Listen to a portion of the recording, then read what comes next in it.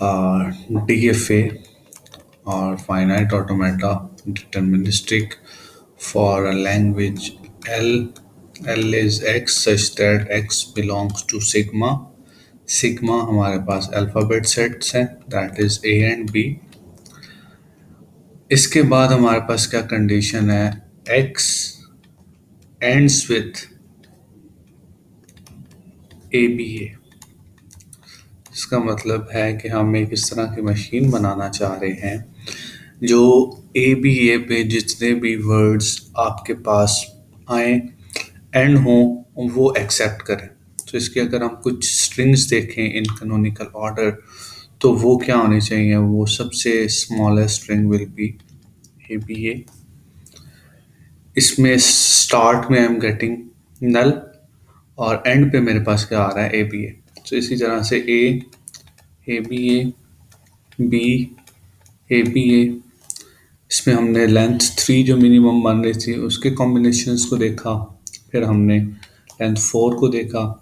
अब इसी तरह से डबल ए, ठीक है, इसके साथ मेरे पास क्या आ जाएगा, A B A, A B, A B A, B A B A, double B, A B A. So ये मेरे पास अब इसके बाद जो एक वैलिड लेंथ आ रही थी उसकी स्ट्रिंग्स बन गई।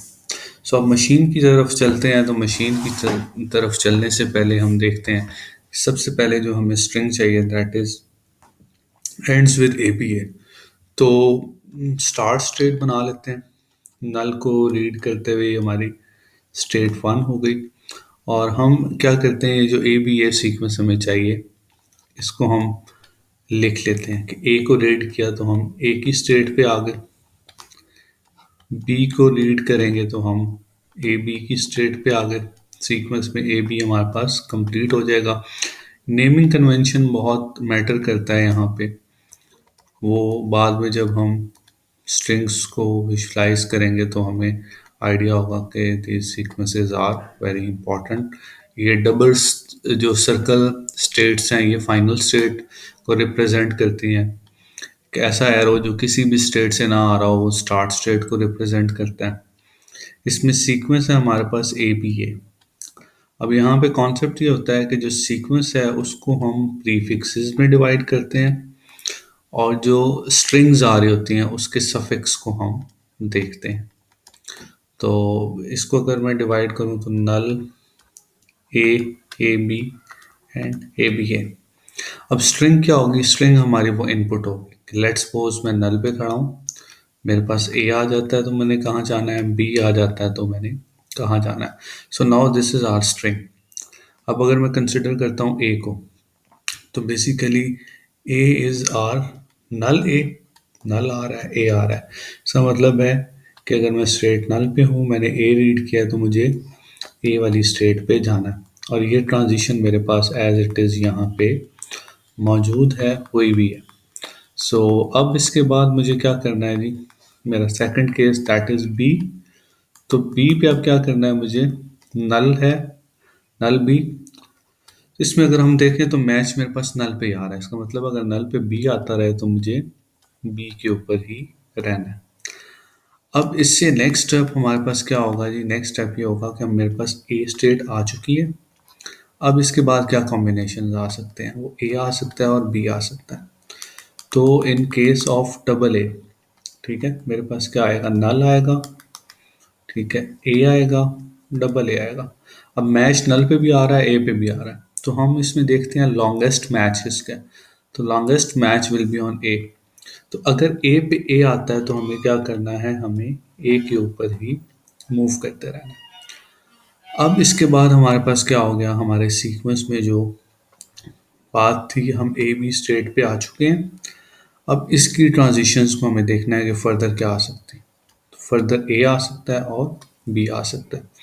तो अगर हम बात करें ए बी ए की, तो नल आ रहा है, ए आ रहा है, ए बी आ रहा है एंड ए बी ए आ रहा है। तो longest match on A B A. तो ए बी पे अगर ए आता है तो हमें ए बी ए की फाइनल स्टेट पे जाना है। व्हाट इफ यहाँ पे मेरे पास ए डबल बी आता है, तो अब मैंने क्या करना है, सफिक्स को देखना। तो बेसिकली जो सफिक्स होता है वो हमेशा राइट साइड से स्टार्ट होता है, ठीक है। सो सबसे पहले हम बी कंसिडर करेंगे, फिर वी कंसिडर डबल बी, फिर we consider A double B. तो अब यहाँ पे अगर हम देखें तो मैच कहीं पे भी नहीं आ रहा सिवाय नल के। तो इसका मतलब है कि अगर यहाँ पे ए बी की स्टेट पे बी आ जाता है तो हमें नल स्टेट पे वापस जाना पड़ेगा। So here is the transition. क्योंकि ये बात कही गई है एंड्स विद की, ठीक है। तो अब हमें लास्ट स्टेट को भी देखना है कि ए बी ए अगर एक बारी आ जाता है, हो सकता है उसके एंड पे कोई और फर्क चीज़ भी आ जाए, लाइक ए आ जाए या बी आ जाए। उस केस में क्या करना है, हमें तो एंड्स विद ए बी ए चाहिए। तो हम देखते हैं कि अगर एंड पे ए आ जाता है या बी आ जाता है, क्योंकि सीक्वेंस ठीक है, तो इवेंचुअली केसेस क्या बनेंगे, B A B and B A A. तो ये मेरे पास क्या बनेंगे, सिनेरियोज बनेंगे। चीज़ यहाँ से इन स्पेसेस को वेकेंट कर लेते हैं हम।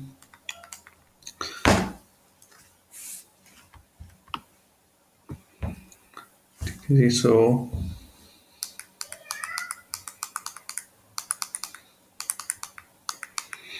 अब हम अपने इन दोनों स्ट्रिंग्स को एज अ सफिक्स यहाँ पे डिनोट करते हैं और चेक करते हैं कि इनको किस तरह से ट्रीट किया जाएगा। One is B A B, one is B double A. अब इनको हम सफिक्सेस में डिवाइड करते हैं। तो स्टार्ट में वी गेट अ नल, ठीक है। हम एज्यूम कर रहे हैं कि इसके एंडिंग पे एक नल होगा। और इसके बाद क्या आएगा, यहाँ पे हम गेटिंग बी, गेटिंग ए, फिर यहाँ पे क्या आ जाएगा, ए बी आ जाएगा, यहाँ पे क्या आ जाएगा, डबल ए, एंड यहाँ पे क्या आ जाएगा, बी ए बी, यहाँ पे बी डबल ए। तो अब हम देखते हैं कि ए के केस पे जो मैच आ रहा है, मैच इज ऑन ए। इसका मतलब ये है कि एंड पे अगर ए आता है तो मुझे क्या करना है, मुझे ए वाली स्ट्रेट पे जाना है, तो मैं ए पे चला जाऊंगा। और in case of B, longest match मेरा आ रहा है ए बी पे। इसका मतलब है कि एंड पे अगर बी आता है तो मुझे क्या करना है, ए बी वाली स्टेट पे जाना है। So that's how we construct a D F A machine, जिसमें हमारे पास क्या होता है, ट्रांजिशन फंक्शन हमें बता रहा होता है कि क्यू क्रॉस सिग्मा और sigma cross Q will be a state, जो कि एक स्टेट आएगी, ठीक है। और ये स्टेट आपके पास सेट ऑफ क्यू से बिलोंग करेगी। That's all about how to construct a deterministic finite automata जब हमारे पास ends with का केस हो।